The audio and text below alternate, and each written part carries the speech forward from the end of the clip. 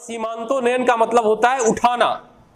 तो यह संस्कार महत्वपूर्ण इसलिए होता है क्योंकि यह जब मां के गर्भ में बच्चा 6 से और 8वें महीने होता है तो उसके शरीर में बहुत सारे परिवर्तन आते हैं, बहुत सारी उसकी इच्छाएं होती हैं और उन इच्छाओं को पूरा करने के लिए कुछ नियम बना दिया गया था कि भाई पत्नी है, उसका गर्भ में बच्चा है तो उसको एक विशेष सुरक्षा की जरूरत है।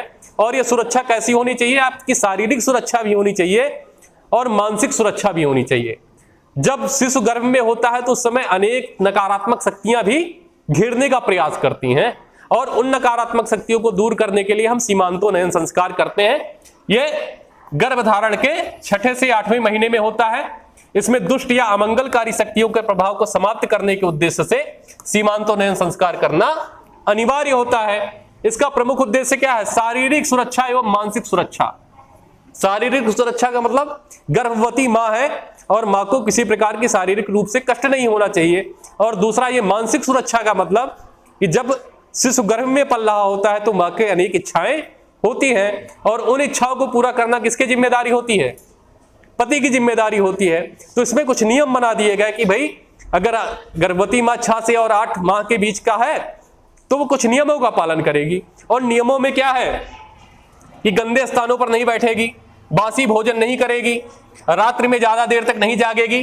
तो ये सब किसके लिए मनाही थी? पत्नियों के लिए मनाही थी जिसके पेट में संतान का जन्म हो रहा है। अगला पुरुष को भी कुछ करना था।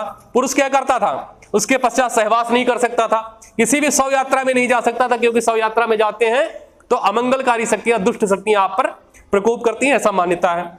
अगला है तीर्थ या विदेश यात्रा, यानी आपकी पत्नी जो है 6वें और 8वें माह में गर्भधारण किए हो, आप तीर्थ यात्रा जा रहे हो, विदेश यात्रा जा रहे हो, उस समय सबसे ज्यादा जो है पत्नी को किसकी जरूरत होती है? पति को जरूरत होती है। तो ये सब करने के लिए मना कर दिया जाता था। तथा बुरे स्थानों पर भी वह नहीं बैठ सकता था, अशुद्ध स्थानों पर बैठना वर्जित था। तथा प्रमुख कर्तव्य था पति का कि गर्भिणी स्त्री जो भी है उसकी इच्छाओं को पूरा करे।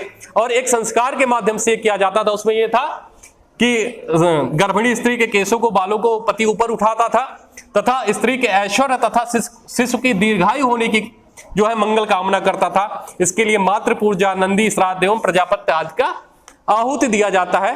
तो यह सीमांतोन्नयन संस्कार कहलाता है।